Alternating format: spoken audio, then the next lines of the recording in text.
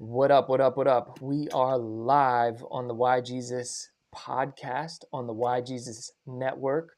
This is JC with LT on the YG Zus podcast. That's the most rapping that you're going to get from me. If you notice, I'm lagging on here, so that's great. Totally awesome. I think I'm going to fire Ecamm Live. So goodbye, Ecamm. We will see you next week on StreamYard. All right.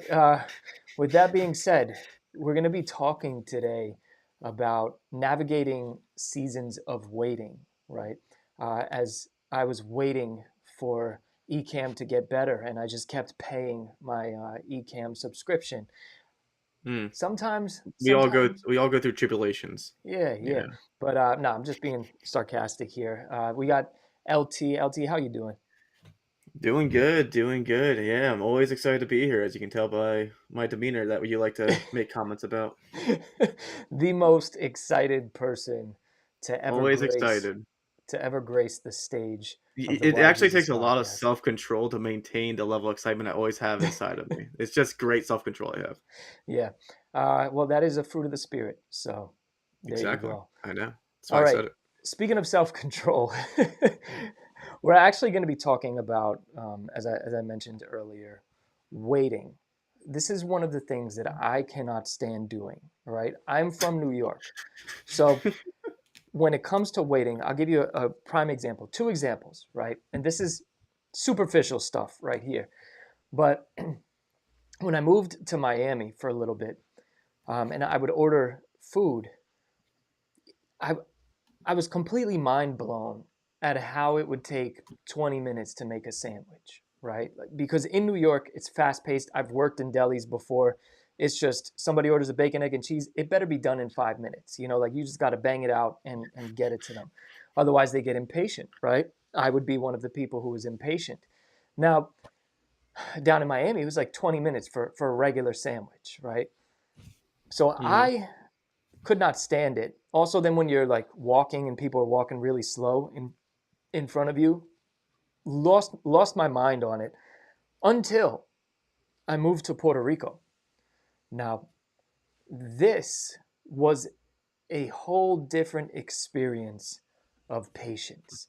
I remember me and my brother went out to my brother and I don't know what the correct grammar is on that, but we went out to the other side of the island and we ordered bacon, egg, and cheeses. It was Mhm. 45 minutes that we waited for the bacon, egg, and cheeses. How And many people were there? a decent amount. Not enough to correlate that to being 45 minutes for a sandwich, right? But I have also learned from living in Puerto Rico that this is just island. This is how it is out there. It's island culture. Everybody's laid back. Things. Well, we'll finish it when we finish it. We'll do it when we do it. And what's It'll interesting all work is, itself out. yeah, what's interesting is although my like the New Yorkness in me is like, no, we got to get this done fast. Being out there helped me tame that a little bit. I mean, the 45-minute sandwich thing, that was bananas, but the whole island experience of being out there for about 3 years and getting used to the pace of the island, it made me reflect a little bit and say, John, why are you trying to move so fast? Just Hmm. chill, relax. Everything is going to work itself out if it's supposed to, just relax. And that it's interesting what God can use to make us patient, right? And Mhm. it, living in Puerto Rico, being patient enables you to appreciate the beauty of island life and how happy and these people live so long out there. And I'm convinced it's because they have this slower pace of like, hey, everything's all right. And so yeah, I suggest if anybody would like to get used to waiting, go live in Puerto Rico for 3 years. I'll take that into account. Actually, I'm gonna book a flight right now to Puerto Rico and take that as some serious life advice right now. Yeah, well, I'm a little upset that because you were supposed to come out and hang out, but we moved to Yeah, come here why to have would the you do baby. that? Like, that disappointed that messed up all my plans, Well, look, John. You're the reason I why I never got to Puerto Rico. I did not know that she was going to get pregnant. All right, I had no idea that that was going to happen. So, You knew what you were doing all along. I mean, I knew Don't you lie to we were trying, but I didn't know the timing was going to be like that. So, uh, I'm sorry. We will eventually be going back to Puerto Rico, and then you can come hang out. We were Okay, actually yeah, speaking okay. about it today. We miss it so much. Anyway, I'm rambling. We got to get into discussing being I patient, I right? agree with Barrick, unacceptable. It's unacceptable. Unacceptable. You know what? I don't even have the chat opened here. Let me open this chat real quick. I was gonna Where'd say, you I'm go? seeing Barrick going off in the comments, and we see you. I just want you to know you have been seen. Oh, I gotta find the chat. I can't even find the window for it. Wow, There we what go. a great Window. host we have today. Yeah, I'm actually the most phenomenal host, right? The most phenomenal host, right? Mm, Waiting mm. for to drop it. Barrick said, I'm navigating a season of waiting for Ruslan to drop a new Rogan video. I doubt that you would have to wait that long. All right. I doubt it. All right. Let's get into it. So, as sarcastic and tongue in cheek as we've been discussing the as well as I've been discussing the idea of waiting, this is something that, especially when you're going through a tough season, and me and LT, we were speaking about this offline, about how there's things that we want to accomplish right now. And there's things that we want to get done. And it just seems like God has us in a season of waiting. And when we're in those seasons of waiting, what do we do there? I feel like we can get Yeah, super anxious. What are some things that, when you've been in a season of waiting, that have helped you? that have helped me personally. Yeah. Well, no, I'm asking the other person who's on the live with us. So. Well, I mean, I thought about it for a hot second. I was like, someone's in the background, surely. Um, but yeah, I mean, things that have helped me during times of waiting. I think a lot of times for me, it always goes back to reflecting, and that can look like some different ways, like reflecting on scripture, whether that be like looking at scripture that talks about waiting and being patient, whether that be reflecting on stories from the past, like Abraham waiting, for Oh as yeah. long as he did to have a child. Um, Sometimes it's also more practical, or not practical, but like not necessarily like scripture based. Sometimes it can be just reflecting on, even looking back on my life story and things that I didn't think would be accomplished as soon as they would, or didn't think they would work out, and then just looking back and seeing God's faithfulness in my own life, is something else that can be helpful, because as we've also talked about before hopping on this, I feel like, especially for my generation, for younger people in general, we tend to be a lot more, we want things fast and quick, where you always want to do as the greatest thing, and we always feel like we need to get ahead faster. I think there's also this higher propensity to want to keep up with the Joneses, and at a younger age you want to look cool and fit in with everyone. So definitely, even for myself, I feel that pressure to sometimes rush things, but it's always important to remind myself and to reflect that there's a goodness and patience in waiting. Right. There's I've seen in my own life, in many seasons of waiting, when I thought I wanted something when I wanted it, and like you couldn't tell me anything. One of those would be like being a famous rapper. That was something that 16 years of my life I worked towards, doing shows, being in the studio, spending all my money on it, handing out mixtapes. This was back before streaming was a thing. The most streaming you had was your MySpace music player, right? Um, Dude, sick. I know. I had like 20,000 fans on MySpace too. I remember I was in Seaside Heights on vacation. This shows you um, how cultured I was. I was in Seaside Heights on vacation, and I'm walking, and some girl just like stops me, and she's like, "Hey, are you that guy from MySpace?" I was like, "Yo, this is crazy." But yeah. So I was like really chasing that dream for a long time, and I thought that I wanted it. And when the more that I got into the music industry, the less that I liked it. And then my path diverted a little bit, and then diverted again to now being a Christian. And now I look back at what I wanted, why I wanted it, and how fast I wanted it, when I wanted it. And I look back at it, I'm like, yo, if I ever got that, my life would be ruined. I love my life right now. I love my wife. I Yeah. love my son. I love talking to people about God. I love connecting with people like you, LT, and the other people in the Why Jesus Network. I like giving back to the community. I like going to Guatemala to build schools. Like I love all of this stuff that I would have never done this had I Yeah. got what I wanted. And during that season of me wanting to be famous, I didn't really believe in God, but I thought the aesthetics of it was cool, like angels versus demons and stuff. But there was this like underlying of like, if there is a God, like he should be giving me this stuff, and if he doesn't give me this stuff, why? Like he must not exist, or he's evil or something.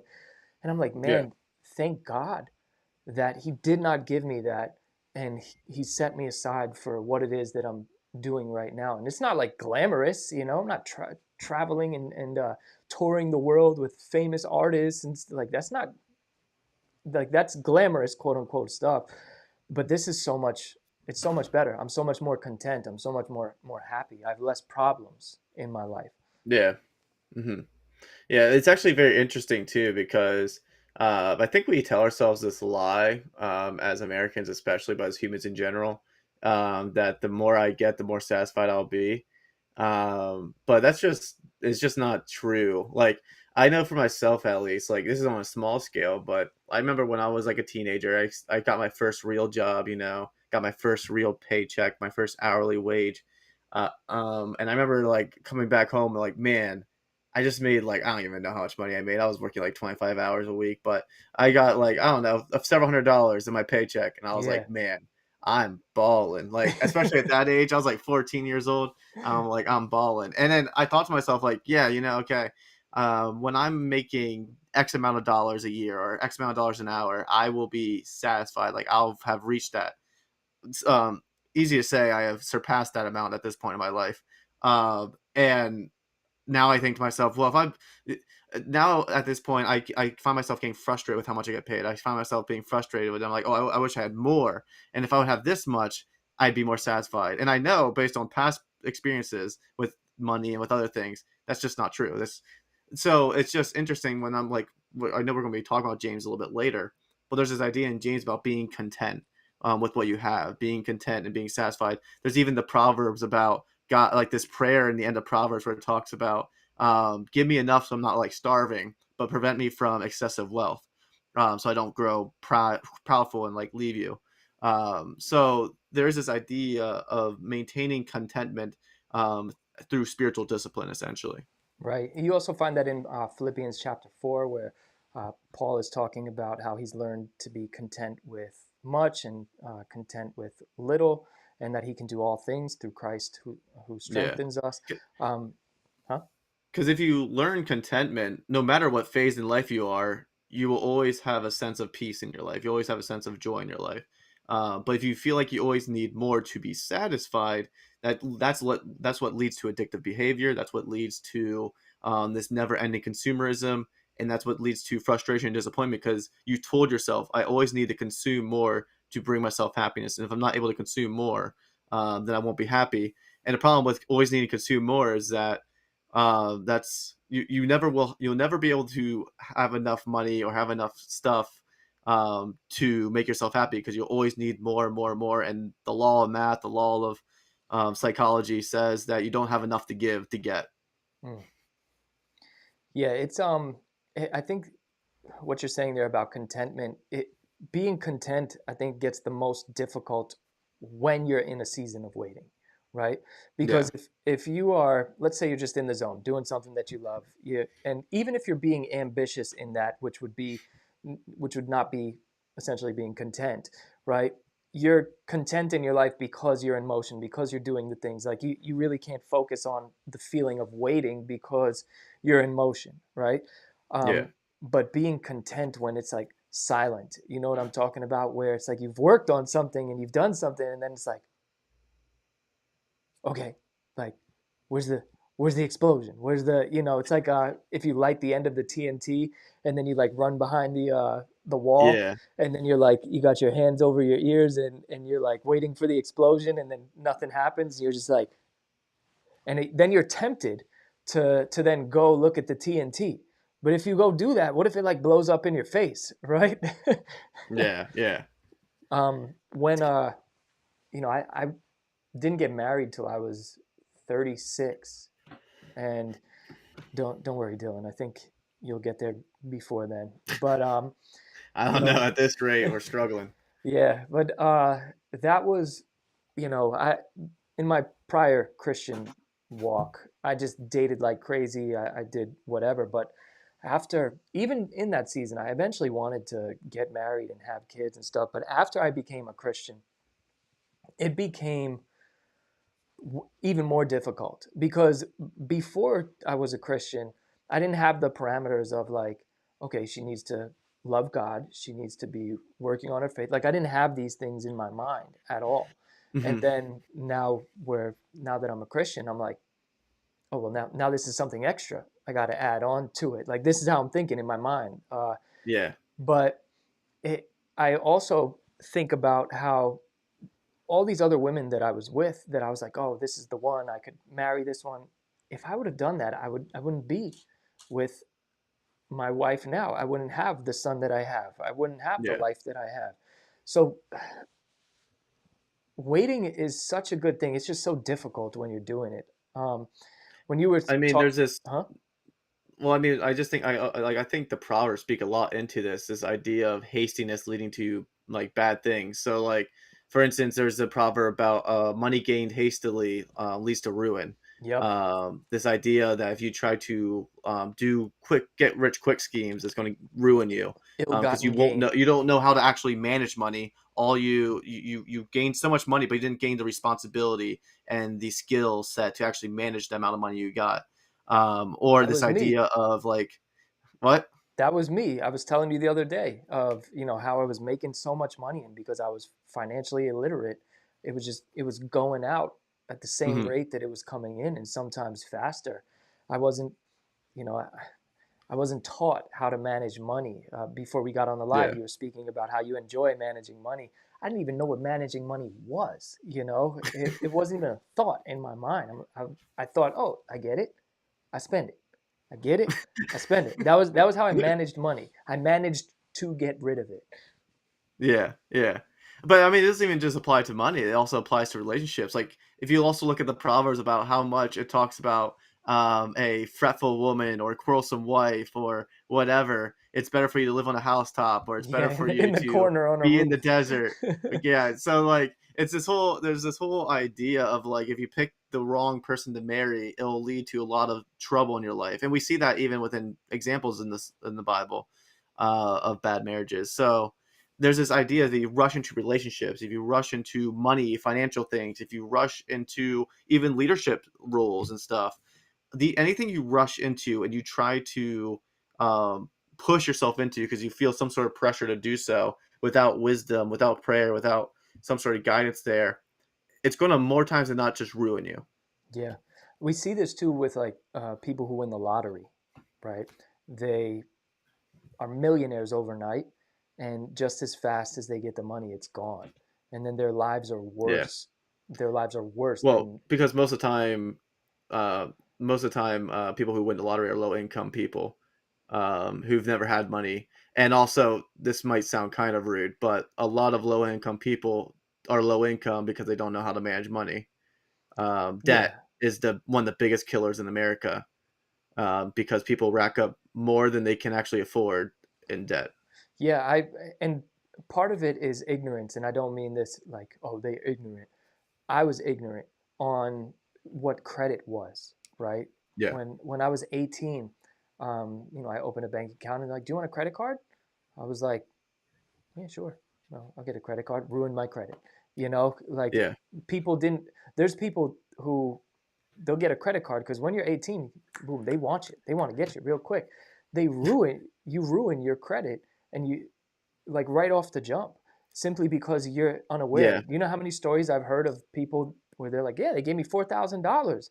I didn't know I had to pay it back. Like Yep, it's yep, just pure yep. pure ignorance. And this is why one of my beefs with public schools, it's like, yes, I think we should learn mathematics. I think we should learn history. I think we should learn all of that stuff. But teach us about taxes as well. Teach us a little bit about finances. Show What's me, it was very huh? what's very interesting about those things that you're listing off there is that you could actually combine them. Like you could learn math while learning how to do taxes. Like Right. you, you could learn basic money management skills and also learn basic math. Like actually, those things can be very easily combined Right. into one thing. That is very true. We should open a school. That's it. The Why Jesus School with the principal Send your LT. kids today for Yep. a yearly tuition of $20,000. Yep. Good to go. We'll manage that money for you. We'll manage that money well, don't you worry. We will manage it all so well, so well. All right. So as we talk about waiting, right? When you're in a season of waiting, I think Ecclesiastes is here we have chapter 3. We have chapter 3 verses 1 through 8.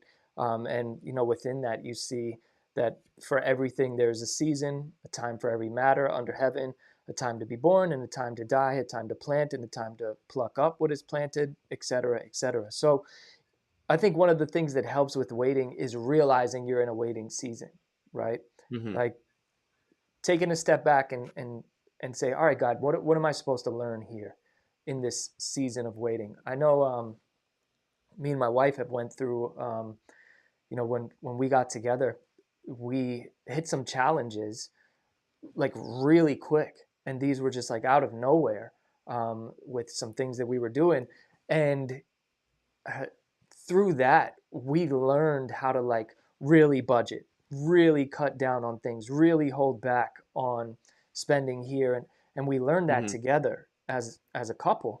And I think that was one of the best seasons of our lives, because also we were moving at like 1,000 miles an hour, and then my wife got sick, and Mm. she had a thyroid problem, and it caused her to like, you got to be in bed, you can't do anything, you can't worry about if you're going to make a sale tomorrow, you can't worry about this, like you need to just chill. And that period of my wife's life and our life together, it changed her for the better. And it's also interesting how God can use an illness to kind of just say, hey, pump the brakes here, be patient. And through that season, we've learned to manage other seasons much better as a couple, without Mhm. God having to be like, hey, pump the brakes. We learned so well together.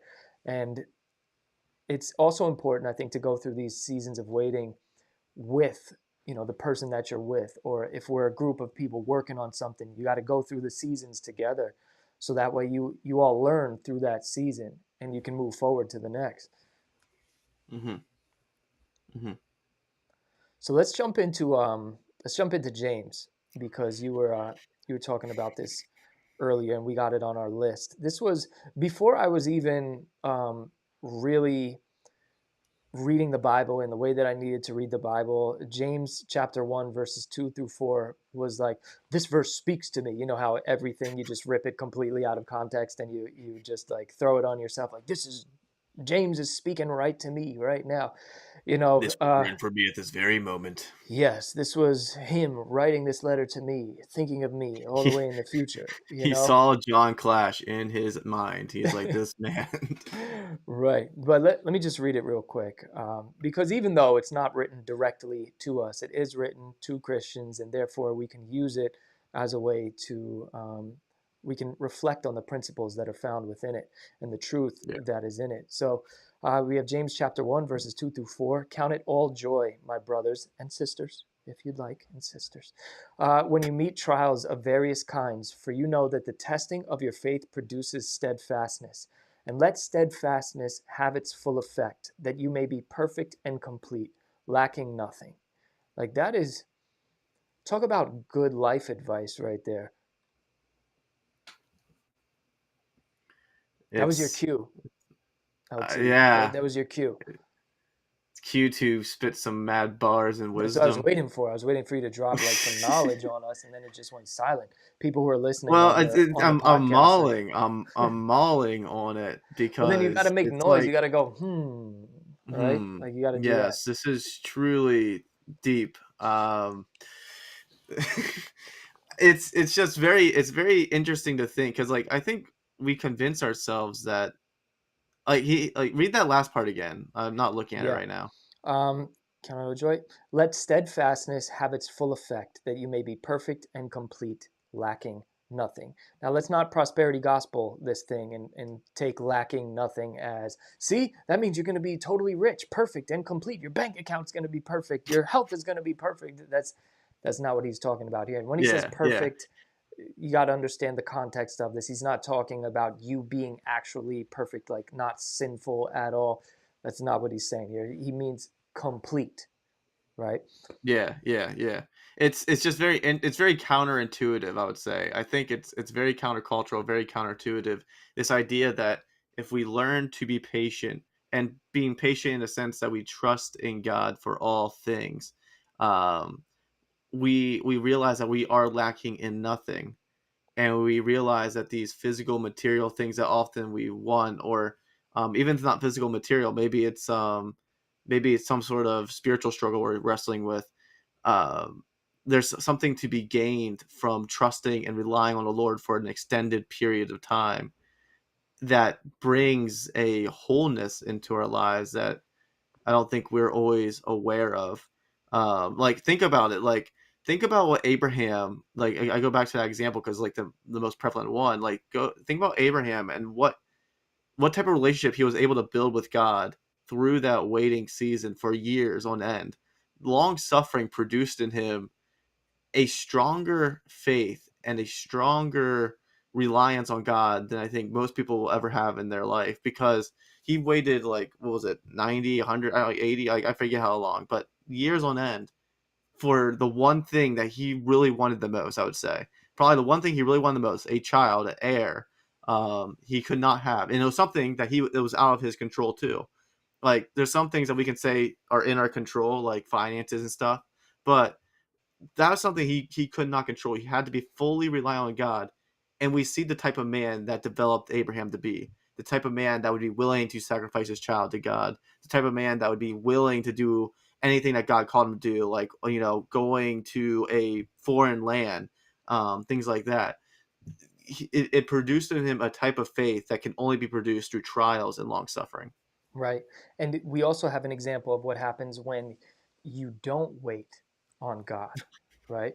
When you listen to outside voices, in Abraham's case, his wife, who, Yeah, he went and he had a baby with his wife's servant, and that baby, Ishmael, we are still seeing the prophecy of this unfold today, yeah, of yeah, how the descendants of Ishmael will always be at odds with the descendants of Isaac. Like we are still yep, seeing yep. that today in And real time.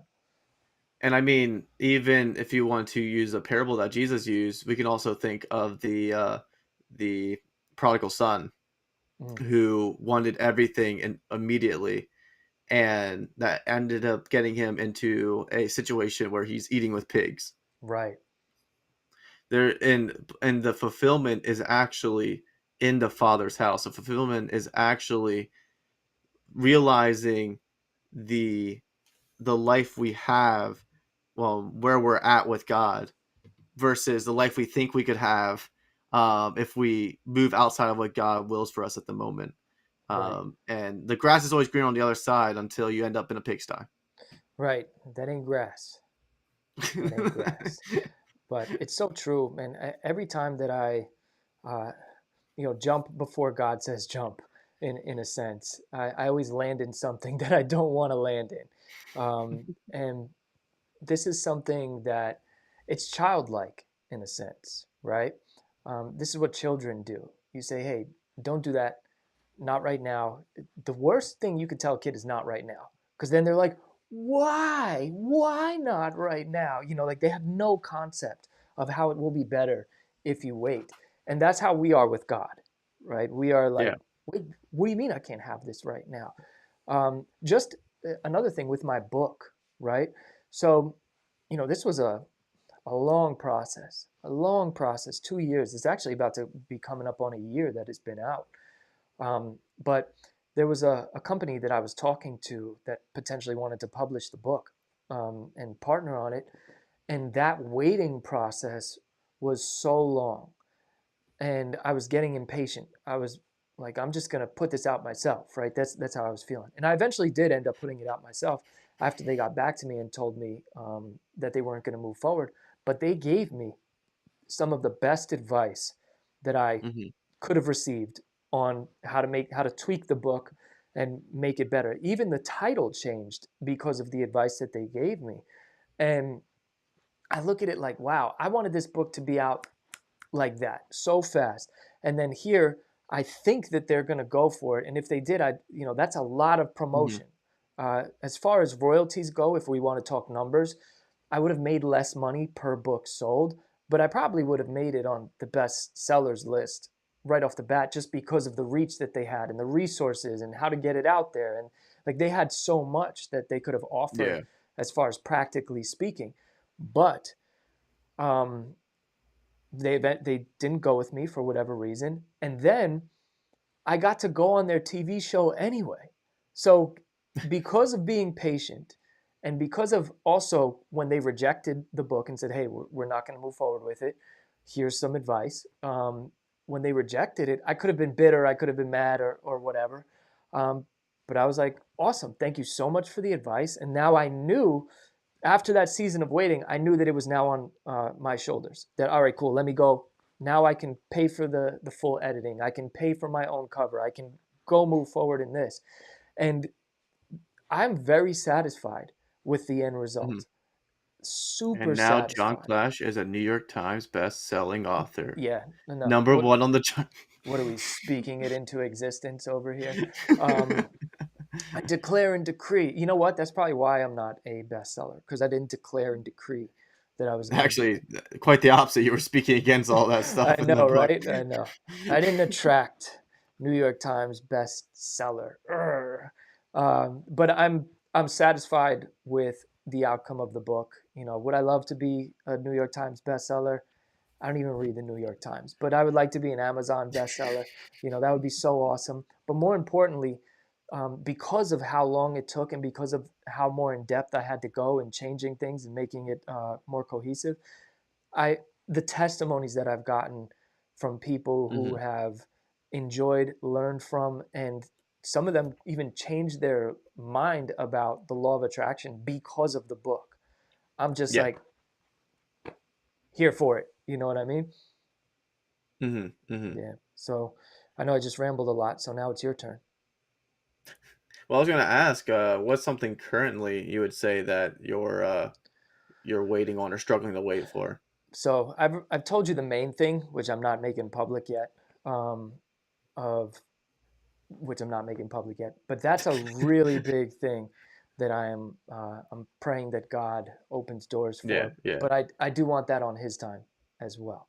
Um, Hmm. and and in that, I thought it was going to be quicker, right? I thought that this was going to be quicker, but now I just signed a contract to where I'm probably not. I'm probably. I'm definitely going to be here till at least October, just in the Boston area. So, that's already like, hey, be patient, not yet. This Yeah. is what you're doing right now. So I'm pretty sure that there's some things that I'm going to learn within the projects I'm working on now with this contract. I'm pretty sure there's things that I'm going to learn there that I will be able to bring over to that next project that I've spoken with you about. So Yeah. yeah, that's the one that I would say is the biggest that I'm waiting for. Um, Hmm. yeah. Yeah. I would definitely say for like myself at this current moment, I have to thinking about it. Um, the biggest thing would definitely be at my age, like you look at the world, you're like, at my age, it's like, oh, like how's that phrase go? The world is yours to gain, or something like I have so many years ahead of me. This idea, like the horizons are bright. Um, but it's one of those things where I'm like, okay, when do I get there though? Like, when Right. do I reach this point where I'm like, able to have the career of my dreams, able to have the house, able to have, this security of, I guess, whatever life might be. There's this thing of wanting this sort of dream life in the back of your head now at my age, but I'm learning that I need to have one, patience, but two, I think God's also teaching me through this patience. Something I'm realizing more and more is what's actually important in life. Um, Not losing sight of the gospel, not losing sight of these spiritual things that are more important, not losing sight of relationships and friendships and family, ties, not losing sight of evangelism, not losing sight of things that are much more important, than whatever this dream is I have, the dream of being self-employed, this dream of being on social media more and making it more of a full-time job, or um, yeah, even the dream of getting married or something like that. Like, there's this idea of a dream life in the back of my head that I want to strive for in a sense, but during the season of waiting, I'm being taught the more important things of life come first. Right. And something that I try my best to always go back to, even when I'm praying, because when I pray, I be asking God for a lot of stuff. I do. I be listing out a whole lot of stuff. And God, I'm praying for this. God, I'm praying for that. God, I'm praying for that. But you know, after that whole list, it seems like every night I'm like, but you know what? If none of that is in your will for my life, I don't want it. Yeah. I want to do like these things that I'm praying for. I have these ideas, I have these dreams, I have these things that I think you want me to do. But if they're not it, I don't want to do it. Hmm. One of them is I really would love to just stay in Puerto Rico and never leave there. Like I love living on that island. And bring me along with you for Right, some of it. Yeah, right. yeah. But like God, if you don't want me there, I don't want to be there. As much as like my flesh and in my head, I dream about, oh man, I can't wait to get back on that beach out there. But I also, I got my church family out there as well, the youth group that we work with and everything. So that's part of why I want to go back too. But I'm like, God, if that season is over, I don't want to do it. I don't want to go back there. I Yeah, will yeah, always yeah. go back there in a sense of like, we have a property out there. So we will obviously be going back, uh, even if it's just for vacation or whatever. I also want my kids to know about their culture and to speak Spanish and all of that. So that's very important to me. But I mean, as far as where is my mission field, right? I If like it's I not like how you said about their culture, and you're like a very white dude. But I understand that you're married to someone who's not. Yeah, yeah. Well, I also want them, you know, uh, I also want them to know about their Italian heritage and their Irish heritage and their Spanish heritage as well, because I'm Spaniard too. So I want them to Mhm. know about this stuff because we didn't really, in my family, we didn't grow up too like focused on either culture, and I don't fault my parents for it. I'm disappointed in a little bit because I would love to know more about my Italian roots. I would love to know more about the Irish side of my family. Like I would love to know that. So that's something that me and Gio we really want to do. We want to make sure that our kid knows all of his heritage, all of where he comes from, and also be be proud to be American too.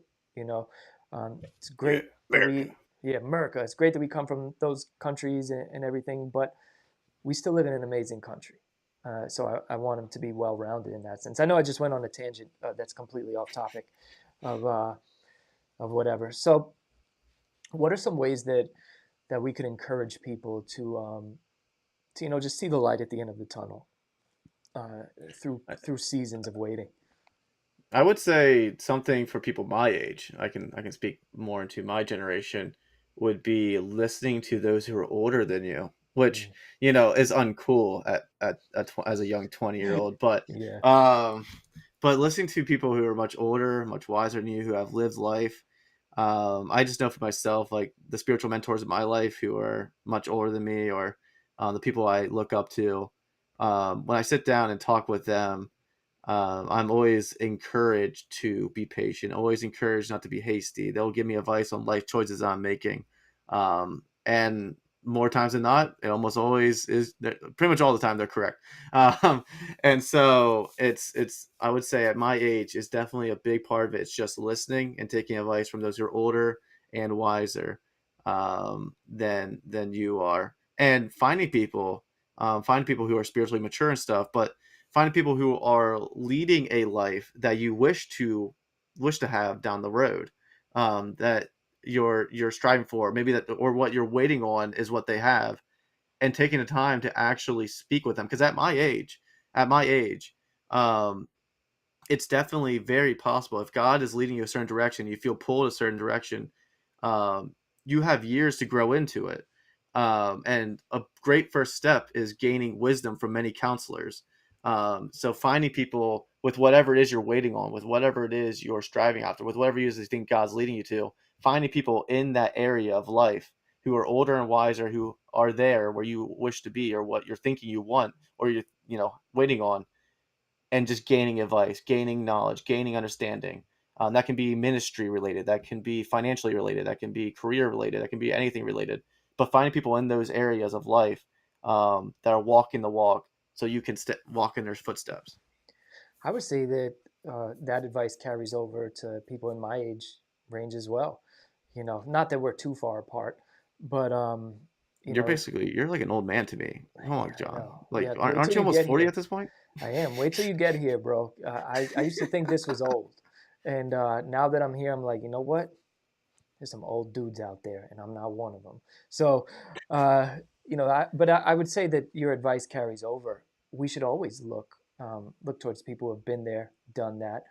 Even look at people who failed at trying to do something that we've done Hmm. because we can learn from their failures.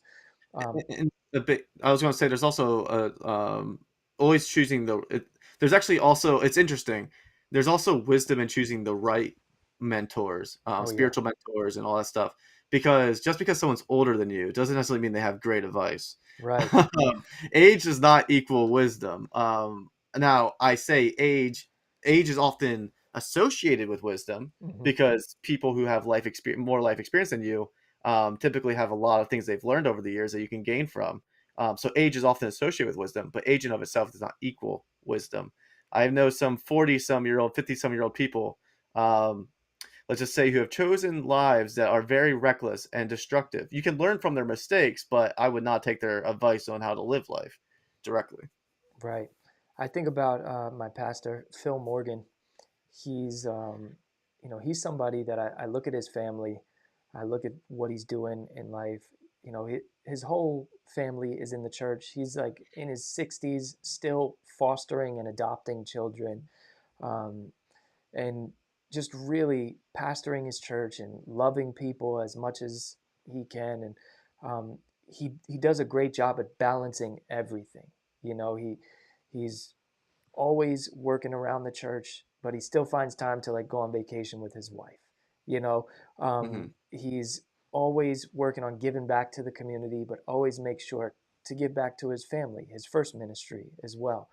And he just Yeah. sets the example for everyone else. His demeanor, his knowledge, and his caring is something that I feel comfortable inviting everybody to the church, right? And he does not shy Yeah. away from the truth at all. Like, he goes verse by verse, chapter by chapter, book by book through the Bible. And we are in Corinthians right now, right? First Corinthians right now. There's Hmm. been some wild stuff that he's had to talk about, but he does it with grace and truth. So I'm like, I can invite anybody to this church, and Yeah. even if they Yeah. disagree with what he says, they're gonna feel it from a place of love and caring, right? So Hmm.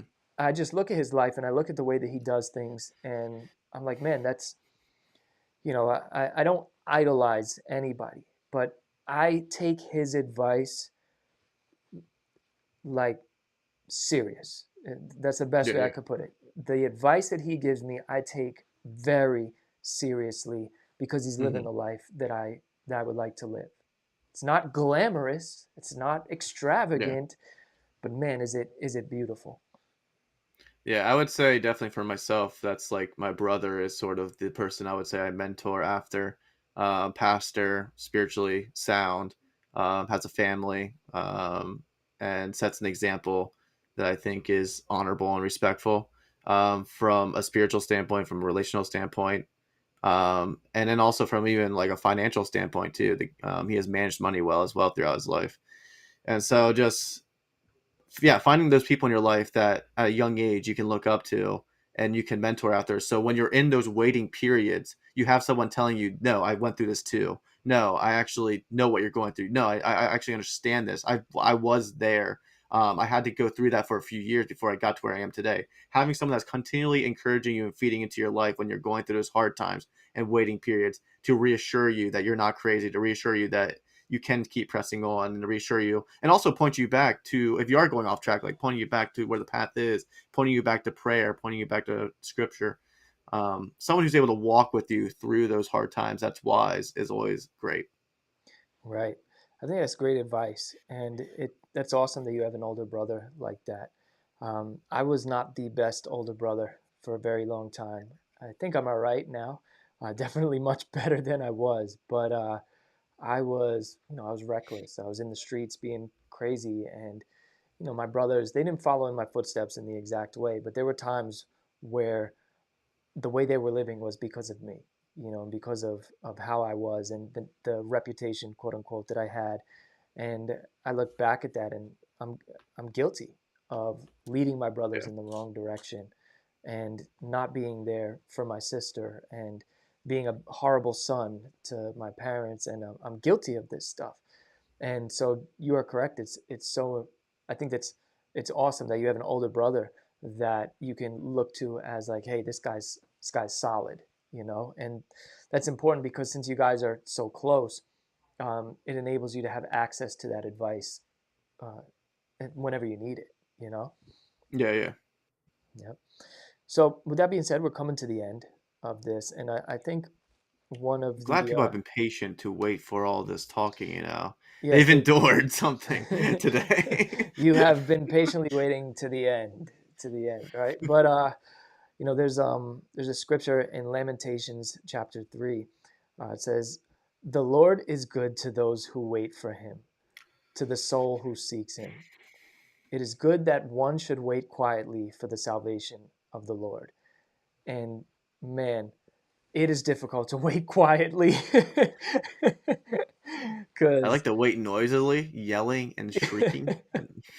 yo, for real, wait noisily, especially when I'm waiting for that sandwich for 45 minutes. I want it to be very noisy, but I didn't want to embarrass my wife. So Mm, mm. So that's always a good thing. Also, I feel like if you would have shrieked and stuff, it would only made things worse. I know. And you can't really talk to people sideways who are making your food because Don't bite the hand that unless feeds you. Don't yell at the hand that feeds you. unless it's hibachi, you can't see what they're doing to it. So be patient. Wait on the person delivering your food. Man, that's a great closer right there. I Right. think it's solid. With that being said, guys, we will see you next week. Hopefully, maybe, possibly, depending on all of our crazy schedules. And but if not, you will see us again. And if it's a long season of waiting for the Why Jesus podcast, consider everything that we spoke about today. Be patient. Man, words of wisdom. Adios.